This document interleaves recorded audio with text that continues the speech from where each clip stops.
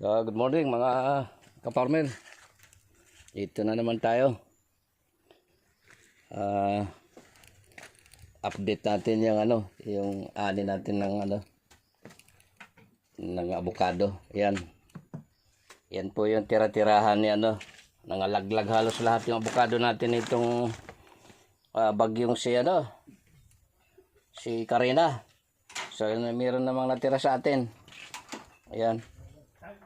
1, 2, 3, 4, 5, 6 laang na basket po yung itinara sa atin. Mas marami yung nasa lupa. Medyo malakas ang hangin dito kasi nitong bagyong si Kareng. So yung mga lalo na yung sa mga medyo mataas na porsyon, talagang nangalagas lahat. Hindi bale, ganyan talaga yung buhay eh. Minsan yan, hindi lahat ng panahon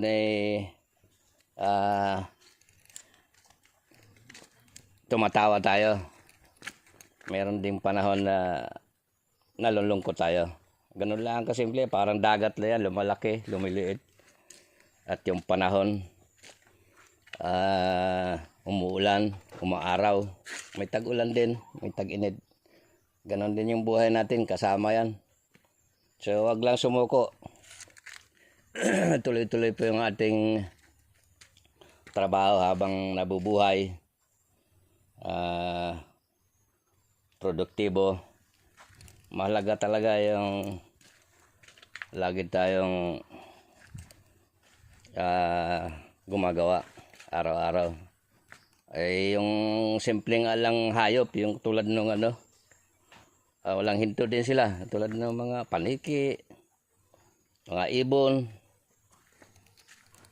Ang pinakamasipag ditong maliit na nasusulat sa Biblia, yung langgam. Pagka umaraw na ganyan, nako, asahan mo yung mga plato, kung ano, nandoon sila, napakasisipag. Nag-iipon sila para pagdating ng tag-ulan, meron sila makain. Nga lang, madalas yung ibang tao, nako, hindi marunong, talo pa ng langgam. So yan, trivia yan, naririnig ng aking mga tauhan. Ayan, si Kiloy, ayan, si Janjan, nagmimirinda sila. So sila yung namintas kanina ng avocado. Ayan, si John. Tatlo yung tauhan natin dito sa farm. Hindi pa natin kakayanin yung maraming tauhan. Malaki-laki ang responsibilidad pagka marami-raming tauhan.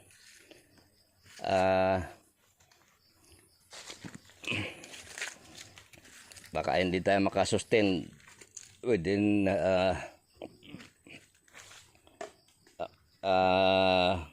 long operation. Ay kailangan din nating mag-adjust. So yan, papakarga natin to maya-maya tong ating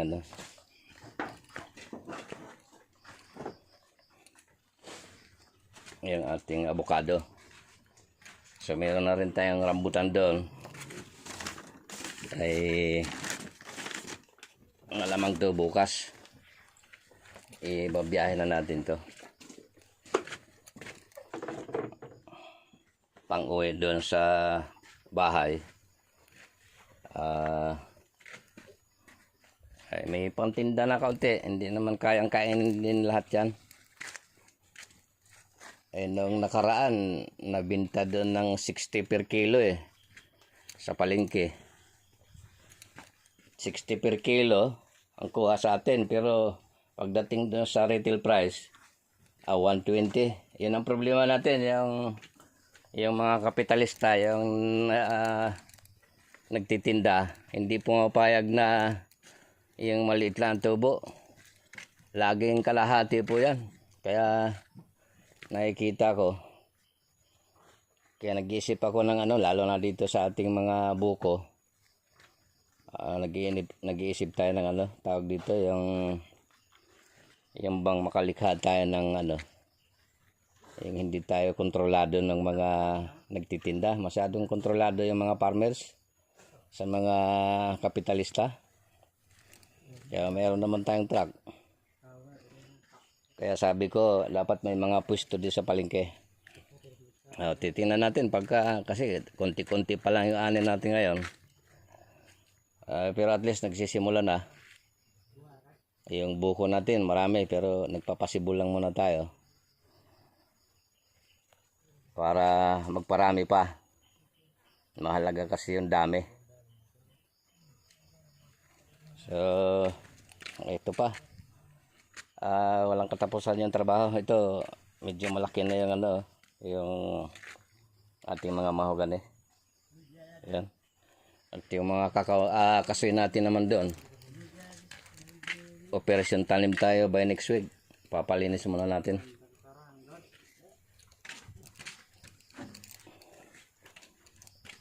Sige mga kaparmer, konting video lang to. Update lang dito sa bawat pangyayari sa farm. Sana wag kayong magsawang sumuporta dito. So ayan, nakaready na yung tatlo. Meron tayong singit. Masisingit ngayon. Kasi yung kay Ma'am Chat na kulang pa natin. 4,000 yung order na kape. So meron na tayo, may nakuha na siya na ano, na 1,000. 3,000 pa. Ngayon nagpapahatid siya ng ano, ikakaratilya lang ng mga tawahan natin. Nasaan yung karatilya, Kiloy? Sige, kunin nyo na para makasimulan na kayo doon. Kasi hakutin nila doon yan ay. May maghahakot si Ma'am Chat doon.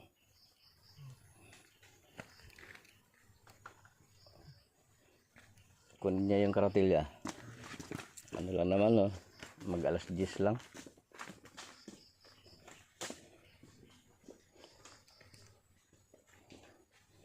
Tinangan natin kung hindi nung kailan nagtutumbahan eh. Busaran mo yung kape dyan, nakalubog na dyan. Unahin mo muna yan. Wala ka bang kalawid? Sige, kaya naman siguro bunutan, pero dapat may kalawid ka eh. Ito po yung hakutin na kape. Papunta doon sa area. Ay nung nakaraan, hinatid ko ng truck. Mapuputikan pa yung truck. May karga na tayo na ano, rambutan. So ito. Medyo lumaki na nga dito. Maraming butas-butas ang dahon dyan. Siguro may uod dyan. Lagi matatanggal na nila doon yan.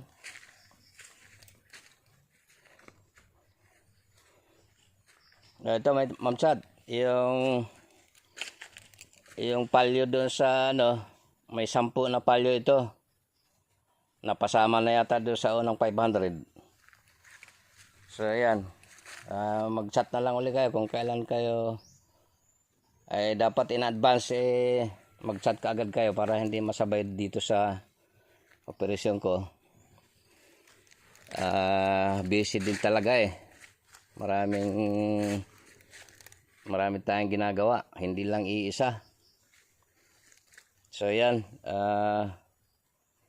halimbawa ay magpa-pick up kayo ng linggo, habang mas maaga bigyan niya na ako ng ano, ng hudyat para may ready. So yan.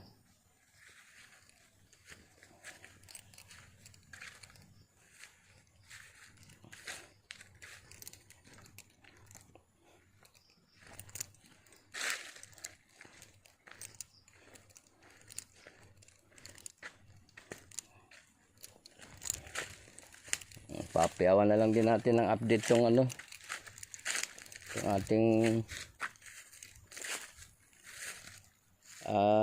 mga kakao. Ayan o, kinagilid din ng hangin o.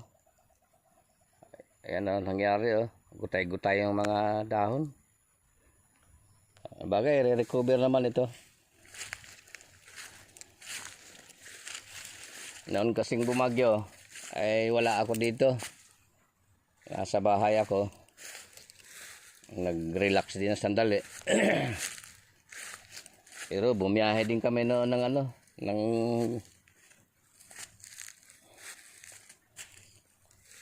yan nakatagilid yung dwarf po ito. Huwag na lang siyang galawin. Babangon naman yung pag masasaktan yan pagka galawin pa. Ayan, tumumba din yung isa. Pero babangon yan. Mas maganda nga pagka yung medyo bumangon. Sa sunod na hangin, hindi na siya basta-basta may tutumba. So, ayan ay mga nakahilig. Yan. Mga dwarf po ito, nandito. Pinahabulan ko ng dwarf tong lugar na to.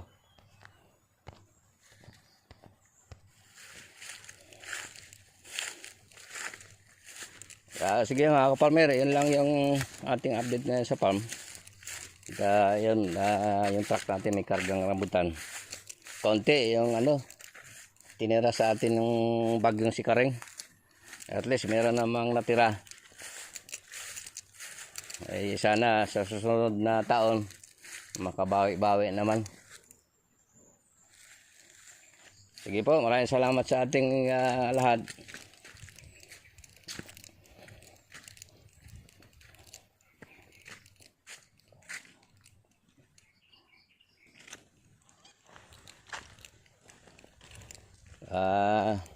Muli po, God bless sa atin lahat.